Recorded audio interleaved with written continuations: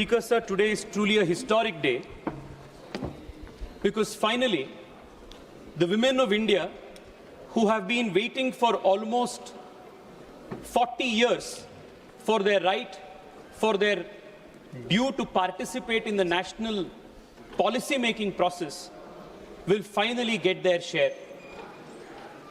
The Narendra Modi government, by the 3 bills that have now been introduced, is not only going to fast-track the Women's Reservation Bill and its applicability from 2029, it is also going to write a new chapter in the development journey of India by for the first time giving the Nari Shakti of this country a vocal, visible, credible, tangible representation in the nation-building process.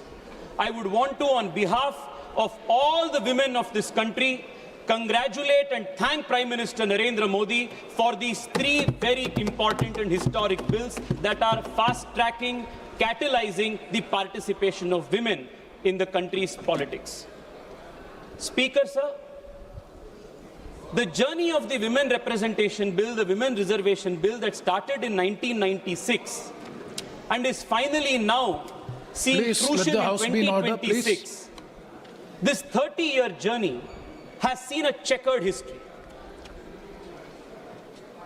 At least a half a dozen times, the bill was introduced, and on one pretext or the other, especially parties who are now in the opposition, delayed, disrupted, and ensured that the bill does not see the light of day. We still remember when earlier the bill was introduced in the earlier government's tenure, leaders from Samajwadi Party and the RJD tore up the bill in this house and said this women reservation bill will pass only over my dead body. The country remembers this kind of emphatic opposition that they gave to the women reservation bill at that time.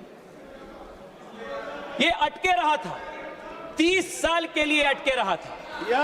आज नारी शक्ति वंदन अधिनियम जो पारित हुआ है, वो सिर्फ और सिर्फ भारतीय जनता पार्टी और नरेंद्र मोदी जी के कारण से वो पारित हो चुका है। अध्यक्ष जी, even today, the opposition has now come up with a new argument, a new pretext to further stall and further disturb and oppose the application of the Women Reservation Bill. And the new pretext that they have come up with is this vacuous opposition, this baseless opposition to the delimitation exercise. When the Nari Shakti Adhiniyam was passed in 2023, and it was passed unanimously, all political parties agreed that the Nari Shakti Vandan Adhiniyam, the Women Reservation Bill, will be applicable after the census and a delimitation is undertaken. This is the mandate of the Constitution that everybody voted for. Today, the opposition has taken a U-turn. They are now opposing the fast-tracking of this bill in the 2029 elections and saying we want to oppose this because we don't want the delimitation exercise to take place. I come from the south of the country, the southern state of Karnataka, Speaker, sir, just like you represent from Kerala. Speaker, sir, over the last 3 days, we have seen a systematic misleading and propaganda by certain members of the opposition in the most irresponsible, anarchic fashion to mislead the people in the south of India. Let me make it very clear. If at all there was anything, even an ounce of injustice that the proposals that the government has brought to the parliament, even if there was an ounce of injustice to the south of India, I as a proud Kannadiga would have been the first to oppose such kind of a proposal. I have gone through the proposal that the government of India has brought, the Modi government has brought. I am saying this not as a member of the BJP, but I am saying this after thoroughly examining all the 3 proposals, that other than the practical proposal that the Modi government has brought for delimitation of seats in the country, the south of India and the smaller states of India that have controlled our population, we could not have got a better deal than this. This is the best deal that the Narendra Modi government has provided. Very briefly, I want to explain to you, through you, to the House and the country, Speaker, sir, the constitutional framework that governs the delimitation exercise. My learned friend Gaurav Gogoiji was in his speech mentioning that we are bringing the delimitation exercise through the back door. I want to very clearly make it clear to him that the delimitation exercise is not a backdoor exercise that the BJP is doing. This is a constitutional mandate of Article 81 and 82. We are only purely following what the Constitution asks us to do. There are three primary articles that govern the exercise that we are now conducting, Speaker, sir. Article 81, Article 82, and Article 330A of the Constitution, which provides for women reservation. Let us examine all the three articles briefly and summarily to understand what the articles essentially say. The first article, 81, determines the total number of seats. It also says that the total number of seats meant to the Lok Sabha, the House of People, must be divided across the country in such a manner that the ratio between the number of total seats and the population of the state is, so far as practicable, the same for all states. This is the first requirement. The second requirement of Article 81 is that within the states, the territorial constituencies shall be divided in such a manner that the ratio between the population of each constituency and the number of seats allotted is, as far as practicable, same within the state. This is the mandate of the Article 81. Now, as you are aware, Speaker, sir, Article 81 and Article 82, by operation of the 42nd Amendment, which was carried forward again by 2001 Amendment, froze the number of seats in the Lok Sabha to 543 with a leeway to expand it to 550 seats. Why was this done? In 1997, when this was first discussed, the population in the country had not stabilized. Therefore, a compromise formula was taken that let us not put the southern states which have performed well in population control, let us not penalize them, let us freeze the number of seats. The same thing continued even in 2001. In 2001, while considering this bill, the then Law Minister, Arun Jaitley ji, said this to the floor of the House. He said the national population policy also envisages that the year 2026 shall be the year in which the population of the country would hopefully stabilize. Therefore, what was true till 2000 is sought to be frozen till the year 2026. That is, the year in which we anticipate, hopefully, that the population figure in the country would stabilize. This is the motive behind freezing of the seats in 1971, which was carried for another 25 years in 2001. We are now in 2026. The first argument that the opposition is making is they don't want the delimitation exercise to take place.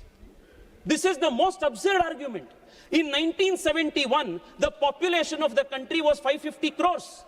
The population of the country in 2026 today is 140 crores. There are assembly constituencies and parliamentary constituencies. Again, I want to take the reference made by learned colleague Gaurav Gogoiji in his speech. There are certain assembly constituencies in this country which are 26 lakh in number. There are certain constituencies where one single MP is representing close to 38 lakh people in the country. The population of almost a small nation in Europe. How is this democratic? How is this accountable governance? How can the number of seats that was frozen in 1971 still cater to a population of 140 crore in 2026? For better governance, for better accountability and accessibility of elected representatives, Speaker, sir, delimitation is not a mere democratic imperative, it is also a constitutional duty that finally Narendra Modi government is performing today. Speaker, sir, I want to contrast this with the proposals that the Congress and the opposition is giving. The opposition says, why can't you implement women reservation as it is on the 543 seats? Why don't you freeze the number of seats? Now, were we to freeze the number of seats, it will defeat the principle in Article 81 of one person, one vote and one value. This is a very important constitutional principle that the founding fathers of the Constitution have protected. You cannot be having a seat where 8 lakh or 9 lakh people will be one parliamentary constituency and another constituency with around 30 lakh people represented by one MP. It defeats the very purpose, which is why Constitution mandated that 2026 shall be the year where delimitation of the seats shall take place. All that the government is now trying to do is fulfill this constitutional mandate. There is a difference between other governments and the Modi government, Speaker, sir. Other governments, especially the governments of the Congress party, have always believed and practiced the politics of postponement. It is the Narendra Modi government that does not believe in politics of postponement, but believes in solving the problems of the past. I want to give you an example. OROP was pending from 40 years. What did earlier Congress governments do? Postpone it. Article 370 was pending from 70 years. What did all these governments do? What was supposed to be a temporary provision, they converted into a permanent provision. What did they do? Postpone it. The Bangladesh and India border swapping deal, for almost 40-50 years, it was kept pending. What did the earlier governments do? Postpone it. It is the Narendra Modi government that solved the 70-year-old temporary provision of Article 370 by abrogating it, because we do not believe in the politics of postponement. We finally solved the OROP after 40 years because we do not believe in the politics of postponement. If the Congress were in power today, they may have, like was done in 71, like was done in 2001, wanted to take the safe route, the unconstitutional route, the undemocratic route of freezing the 1971 census equation. But the Narendra Modi government has decided to bring a new equation to the scheme, which is going to give more seats to all states, more representation, and while doing this, follow the constitutional mandate of delimitation based on one vote, one value principle. This, according to me, Speaker, sir, is the most practical, genius solution that anybody could have come on. I welcome this constitutional proposition that the Narendra Modi government has brought. Speaker, sir, I now want to take a couple of minutes to examine the arguments that the Congress party and its leaders, the opposition and its leaders have made in opposition to these three bills. Now, the first thing that they say is, don't do anything. Don't bring in the delimitation. Why are you bringing delimitation and connecting it with the women's reservation bill? Now, let me for a minute assume what will happen if we don't do anything today. Article 81, Article 82, and the Nari Shakti Adhiniyam under 330A will trigger. Now, what will that do? 2027, the moment the new census data is published, the delimitation exercise will get triggered. And because as of today, Article 82 and 81 freezes the number of seats in the country at 543, all across the country, delimitation will have to take place to redistribute the 553 seats among the existing states of the country based on the 2027 population. Now, what is this scenario going to do? Speaker, sir, because you come from Kerala, I want to draw the attention of the country with an instance, an example of Kerala. Now, suppose the government today does not go ahead with delimitation and 330A comes into play by force of law, 2027 census gets published. What will happen then? Look at these numbers, Speaker, sir. Today, Kerala has 20 parliamentary seats. If you will divide based on 2027 projected population, the population of the country and population of Kerala, and divide the 553 seats across the country from north to south, then Kerala will lose 6 seats. Kerala will have only 14 seats. Now, on these 14 seats, bring 1/3 representation for women that 330A Nari Shakti Adhiniyam brings. Now, what is going to happen? In that case, Venugopalji will not have a seat. In that case, all those people who are representing the Congress here and opposing this will not have a seat. What the present proposal of the Narendra Modi government is to not only protect the existing seats from encroachment, it is also a proposition to ensure that Kerala does not lose out on 6 seats. Now, for a minute, I want to assume, let us not take the 2027 census, but let us divide the country's parliamentary seats on the basis of 2011 census. Now, what will happen? 2011 census ke aadhar par, if we are going to divide the number of seats, again 543 because Article 81 freezes is at 843, again Kerala will lose 5 seats. If you take 2011 seat number, Kerala will lose 5 seats. If you take 2027 number, Kerala will lose 6 seats. What Narendra Modi government is today offering is additional 10 seats to Kerala. This is only gain and no loss. This is why I say this is the best proposal that one can bring. Speaker, sir, let me take the example of Tamil Nadu. I am glad that Rajaji has come here. Now, they are making the most loudest opposition. One second. How can you convince the House how this 10 seats will be increased? By which provision? How? By which provision this 10 seats will be Yes. I'm coming there, Speaker. Please. Yes. Thank you, Speaker, sir. You have asked a very pertinent question. Many questions from the opposition in the last few days is the delimitation bill, the Constitution Amendment Bill, both do not speak of this 50% increase. On what basis are you saying there is going to be a 50% increase? This is the question. Is this the question, Speaker, sir? Yes. Speaker, sir, I would want to draw your attention. Not the Speaker, Chairman, sir. Chairman, sir, sorry. I would want to draw your attention to Article 81 of the Constitution again. What does the Constitution Article 81 say?